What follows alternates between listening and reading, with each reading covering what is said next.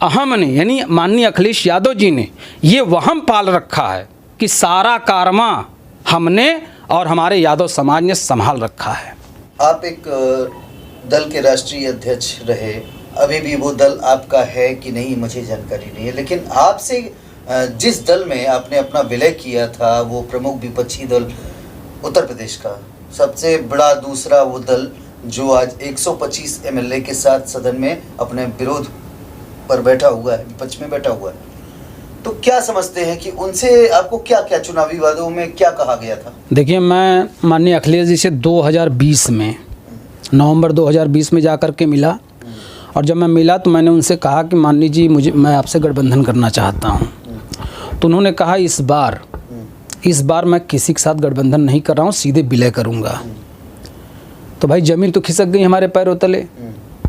फिर हमारे दिमाग में एक बात आई कि चलो यार, जब ये विलय करेंगे, किसी से गठबंधन नहीं करेंगे, तो वही बयान मैंने मायावती जी का भी सुना था और भाजपा सरकार द्वारा भी ये बात आई थी कि हम लोग किसी से गठबंधन नहीं करेंगे, छोटी पार्टियों से। तो अखिलेश जी की भी बात मुझे ठीक लगी। तो हमारे दिमाग में आया कि भाई जब ये गठबंधन नहीं करेंगे, विलय करेंगे, तो बाकी जो भी पार्टियां आएंगे सबके साथ विलय करेंगे। तो सब आएंगे तो हमारे लेवल में रहेंगे, या नहीं आएंगे वो लोग बहुत होगा। तो हमने जो है विलय करने की बात स्वीकार कर ली। तो बाद में जब महान दल का मैंने सुना कि उनके साथ ये गठबंधन करने जा रहे हैं, तो मैंने माननीय नरेश उत्तम पटेल जी प्रदेश अध्यक्ष जी को फ़ोन लगाया। हमने कहा माननीय जी ये सब क्या सुन रहा हूँ। कहा यार ये सब फालतू बातें हैं, ठीक है, और ये समाजवादी पार्टी धोखा नहीं देती, ठीक है। तो भैया जब समाजवादी पार्टी धोखा नहीं देती, मैं इस बात पे यकीन करके आपके यहाँ अपना दल विलय कर रहा हूँ। तो हमने विलय कर दिया। अब विलय करने के बाद जब आपको लगा कि आप नहीं अकेले टिक पाएंगे, या जिन छोटे छोटे दलों को मिला करके आप सामने वाले से मुकाबला नहीं कर पाएंगे, तो आप समय को देखते हुए आपने अपना रंग बदला। आपने ओम प्रकाश राजभर जी से किया, आपने जयंत चौधरी जी से, कृष्णा पटेल जी से, आपने महान दल से गठबंधन किया। सबसे आपने गठबंधन किया, सबको आपने सीटें दे दी, अच्छी खासी सीटें दी। जयंत जी को उन्होंने कितनी सीटें दे दी, राजभर जी को कितनी सीटें दे दी, 2 महान दल को दी। हम कहा एक के लायक मैं नहीं था। अगर आप मान लीजिए, अगर आपको ये फैसले चेंज करने थे, तो गठबंधन जब आपको करना मजबूरी पड़ गया, तो उस समय कम से कम मुझे तो आज़ाद करना चाहिए था कि भाई इनको आज़ाद कर दिया जाए। भाई एक दल को समाप्त करना, एक दल को बनाने में माननीय मुलायम सिंह जी अगर जिंदा होते तो माननीय अखिलेश जी पूछते हैं उनसे कि एक दल को बनाने में कितना पापड़ आपने बेला है, ठीक है, कितने गाँव में जाना पड़ता, कितने धूप बारिश का सामना हमारे साथियों ने किया, और वो सब जाकर कर रहे हैं। मैं सबकी सहमति से मैं आपके साथ विलय कर रहा हूँ, और आप जो है कुछ विलय करने के मतलब मैं आपका अंग बन गया, और आप अपने अंगों को घर में बैठा करके जो है मतलब अस्त कर रहे हैं, समाप्त कर रहे हैं, मतलब कोई जाने न ख़त्म हो जाए ये दल। अच्छा, एक चीज़ और जानना चाहूँगा कि क्या कुछ सहमति बनी थी आपके उनके बीच में कि जो शासन आने के बाद और विपक्ष में जाने के बाद? देखिए, माननीय अखिलेश जी ने पहला सवाल ये पूछा हमसे कि राजेश जी आप जो है समाज की सेवा करना चाहते हैं। मैंने कहा बिल्कुल करना चाहता हूँ। तो उन्होंने कहा मैं भी करना चाहता हूँ, ठीक, समाज की सेवा, देश की सेवा, अपने लोगों की सेवा मैं भी करना चाहता हूँ। आइए मिल के सत्ता बनाते हैं। चलिए सरकार बनेगी तो मैं लाल बत्ती दे दूंगा, अपना टहलिएगा। तो हम देखिए, ये लाल बत्ती का मैटर नहीं है, मैटर है मुझे अपने समाज की सेवा करने के लिए एक स्वतंत्र नेता बनना चाहिए। मैं आपसे न विधायकी का टिकट मांग रहा हूँ, न मैं आपसे लोकसभा की टिकट मांगने की कभी पैरवी की है। फिर आपको तो कम से कम स्वतंत्र नेता एक बनाना चाहिए। वही 2 परिवार, एक दयाराम जी का परिवार, एक गायत्री जी का परिवार, प्रजापति समाज का आपने पकड़ रखा है और सोचते हैं पूरे प्रजापति समाज हमारे मुट्ठी में है। इसी तरह सभी पार्टियां में, जैसे धर्मवीर जी को उधर बीजेपी वालों ने पकड़ रखा, वो सोचते हैं पूरे प्रजापति हमारे मुट्ठी में है। तो इसी तरह से तमाम पार्टियां जो 2 एक परिवार को लेकर काम करती हैं। हम कह रहे छोटे छोटे नेता, अगर आपके मैं राजेश प्रजापति अगर एक छोर मैं भी संभाल लेता, एक दयाराम जी संभाल ले, एक गायत्री जी का परिवार संभाल ले, ऐसे 2-4 नेता नहीं पैदा कर सकते आप। तो फिर आप राजनीति काहे कर रहे हैं? भागीदारी संकल्प मोर्चा में भी आपका सम्मिलित होना? देखिए, भागीदारी संकल्प मोर्चा जब मैंने अपनी पार्टी बनाया, हम 3 साल जम के काम किए। गाज़ीपुर में जब हमारा काम हुआ तो माननीय ओम प्रकाश राजभर जी की नज़र किसी के माध्यम से पड़ी कि एक सर्वश्रेष्ठ दल है जो यहाँ आकर के दीवारों पर लिख रहा है। तो माननीय ओम प्रकाश राजभर ने मुझसे कांटेक्ट किया, मुझे बुलाए, मैं गया उनके यहाँ। तो उन्होंने कहा कि मैं इस बार बीजेपी में जा रहा हूँ, राजनाथ सिंह जी से हमारी बात चल रही है, तो आइए राजेश जी उसमें चलते हैं। तो मैं तैयार हो गया। उसके बाद क्या कारण हुआ कि वो गए अपना जुगाड़ बना लिए सब, अब मुझे पूछा नहीं। मंत्री बनने के बाद उन्होंने मुझे याद किया, एक उनके बॉडीगार्ड थे, मैं उनका नाम नहीं लूँगा, उन्होंने कहा कि मंत्री जी आपसे बात करना चाहते, तो मुझे मेरे मुंह से निकल गया कि मंत्री जी से मैं क्या बात करूं। ठीक, तो ओम प्रकाश राजभर जी हो सकता है स्पीकर आन रहा हो, सुने हो, फिर उन्होंने हमको छोड़ दिया। प्रेमचंद प्रजापति जी को पा करके एक चेहरा लगाया उन्होंने, और भागीदारी आंदोलन मंच, एक सामाजिक अराजनीतिक संगठन उन्होंने बना करके उनको राष्ट्रीय अध्यक्ष बना दिया और पूरे उत्तर प्रदेश के तमाम जिलों में गठन करना शुरू कर दिया। गठन करने के बाद जब मेरा विलय हुआ, उसके बाद उन्होंने उनके लिए एक राजनीतिक पार्टी बनाकर अपने पीछे टहलाना शुरू कर दिए हैं। यही था जी। चाहते क्या है अभी आप राष्ट्रीय अध्यक्ष समाजवादी पार्टी अखिलेश यादव से चाहते क्या है? भाई देखिए, अखिलेश यादव जी से हम कुछ नहीं चाहते। जो उनके लोग, अगर वो अपना अंग मुझे मानते हैं जैसे और लोगों को मानते हैं अपना अंग, अगर उसी तरह से मुझे भी अपना अंग मानते तो मुझ पे ध्यान देते। भाई घर बैठ करके या बिना हथियार के तो मैं लड़ने जाऊंगा नहीं, ना ही हिंदुस्तान की सेना बिना हथियार दिए कोई भेजता है कि जाओ लड़ो किसी से युद्ध, कोई लड़ पाएगा? तो भाई हमको भी तो हथियार चाहिए। आखिर आपने हमसे जब सब कुछ हमारा ले लिया है आपने, बताइए 100 फाउंडर मेंबरों को मिला करके तो एक पार्टी का निर्माण होता है और तमाम सदस्यों को जोड़ा जाता है तो वोट बैंक तैयार होता है। 68 जिलों में जाके हमने काम किया, ये तस्वीरें आप देख लीजिए। तमाम जिलों में जा करके हमने घर घर से अंतिम छोर पे जो घर बसता है वहाँ से बुला करके मैंने लोगों को समझा करके ये सर्वश्रेष्ठ दल का पाठ पढ़ाया है कैडर के माध्यम से। और बताइए ये सारा वोट बैंक हमारा, इन सब को वो ख़त्म कर देना, मतलब उनकी नज़र में सब तुच्छ काम है।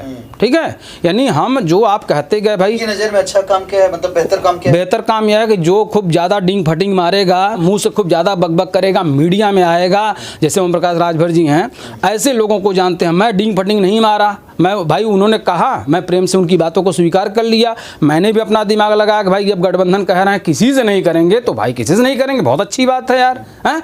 तो भैया आप राजा हो, आप राजा बनने वाले हो, आप एक बार राजा रह चुके हो, आपकी बातों का अगर मैं यकीन नहीं करता, उल्लंघन करता तो मेरी क्या वैल्यू होती? मैं तो तब मूर्ख कहा जाता ना।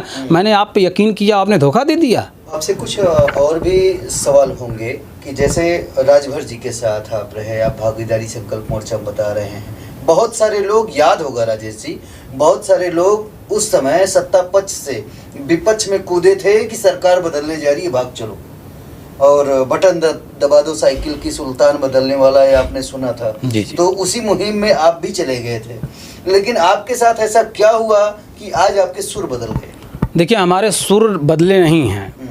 अगर मैं उनका अंग हूँ तो या तो मैं सड़ चुका हूँ तो अखिलेश जी काट दें, लेकिन वो काट नहीं रहे हैं। ठीक, अगर मैं सूटेबल हूँ, मैंने तमाम इनके पार्टी से प्रदेश सचिव बन करके पिछड़ा वर्ग प्रकोष्ठ का तमाम जिलों का दौरा किया। कहीं से कोई शिकायत आई हो तो अखिलेश जी बता करके हम पे मुहर लगाएं कि आप अनुशासनहीनता में पाए गए, या अगर मेरे काम में कोई तकलीफ हो। आपने खुद देखा होगा कि अरशद खान जी यहाँ से चुनाव लड़ रहे थे, 3 महीने पहले जब उनका टिकट क्लियर नहीं हुआ था तब तक मैं लगातार उनके साथ मैं टहला और चुनाव में भरपूर उनके साथ मैंने मेहनत की।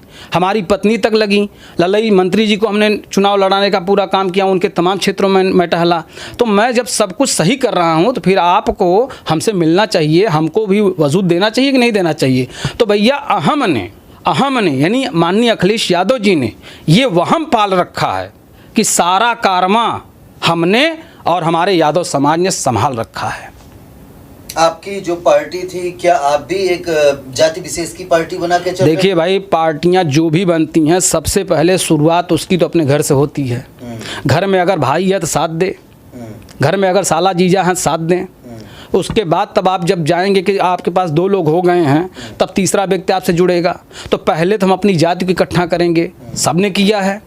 चाहे पटेल जी को देख लीजिए, कृष्णा पटेल जी को, चाहे सोनेलाल पटेल जी को देख लीजिए, चाहे माननीय मुलायम सिंह जी को देख लीजिए। उसके बाद जब ये भीड़ हो जाती है तब देखने के बाद अन्य जातियाँ आपके साथ आती हैं। वैसा हर पार्टी में हुआ, चाहे वो बसपा की बात कर लीजिए आप, चाहे वो समाजवादी पार्टी की बात कर लीजिए। जब यादव एक हुए तब वहाँ पर आजम खान जी पहुँचे, जब चमार समाज एक हुआ तब वहाँ सतीश चंद्र मिश्रा जी पहुँचे। ठीक है, ऐसे तमाम लोग हैं, नसीमुद्दीन सिद्दीकी पहुँचे। सियासत से अभी मन भरा है या नहीं? सियासत से मन भाई, जब ऐसे धोखेबाज होंगे, ठीक है, सीधी सी बात है, तो इन पे भरोसा तो करना, आप तो मैं जिसको कहते हैं दूध का जला छाछ को बिल्ली फूंक के पीती है, अब वो हाल हो गई। अब इनकी बात पर कैसे यकीन करूं? एक तरफ उन्होंने माननीय अखिलेश जी की बातों पर कि भाई मैं इस बार किसी से गठबंधन नहीं करूंगा, विलय करूंगा, और बाद में आपने गठबंधन किया तो हमारा विलय, बताइए पार्टी बनाने में यार एक मुद्दत गुजर जाती, आदमी कहाँ शून्य पे आ जाता है। अपना सब कुछ दांव पे लगा देता है, ऐसे व्यक्ति को आप जो है समाप्त कर देंगे। तो आपके पास ठीक है, आपने पार्टी कागजी तौर पे विलय की होगी, और क्या, लेकिन संगठनात्मक दृष्टिकोण से आज भी आपका संगठन आपके साथ बिल्कुल है, बिल्कुल है। तो 2024 की कोई स्ट्रेटजी सामने अभी तो देखिए मैं भाई 3 साल जो ये बैकअप हुआ है, यात्रा चल रही है, इसके लिए कह रहा हूँ। नहीं, कोई यात्रा नहीं चल रही है मेरी। अभी तो मैं अपने लोगों को पुनः जो अब टूटे हैं, भटके हैं, दूर हुए हैं, क्योंकि टीमें थी हमारी 10-12 लोग थे, सबको एडजस्ट करने की बात कही थी, किसी को एडजस्ट नहीं किया, हमको खुद ही नहीं एडजस्ट कर पाए, दूसरे के यहाँ से बात करेंगे, ठीक है। तो अब उन लोगों से फिर से जो है अब वो सारी चीज़ें मुहिम की बैठक करेंगे, उसके बाद मैं पुनः चलाऊँगा, फिर जो बेहतर होगा, जो अच्छे वादे करेगा भाई, जो निभाएगा। उत्तर प्रदेश के मुखिया महाराज जी योगी आदित्यनाथ जी से आपकी कभी मुलाकात हुई? नहीं। आप देखिए भाई, मैं पिछड़ी जाति का हूँ, मुझे यही लगता है कि वो पार्टी जो है टोटल सवर्णों की पार्टी मानी जाती है, ठीक है। तो मेरा कहना ये है कि भाई अगर हमारे अखिलेश जी पिछड़ी दलितों की हितैषी की बात करते हैं तो मैं इन्हीं का साथ दूँ।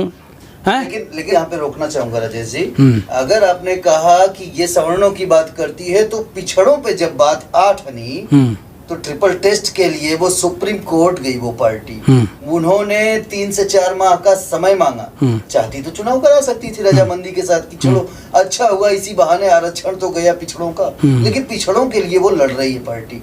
दूसरी बात मैं यहाँ पे कहना चाहूंगा कि पिछड़ों की जहाँ तक बात है, डिप्टी सीएम भी पिछड़ा है, कई कैबिनेट के मंत्री पिछड़े हैं, प्रदेश अध्यक्ष कई पिछड़े हैं, मतलब पूरे भारत में।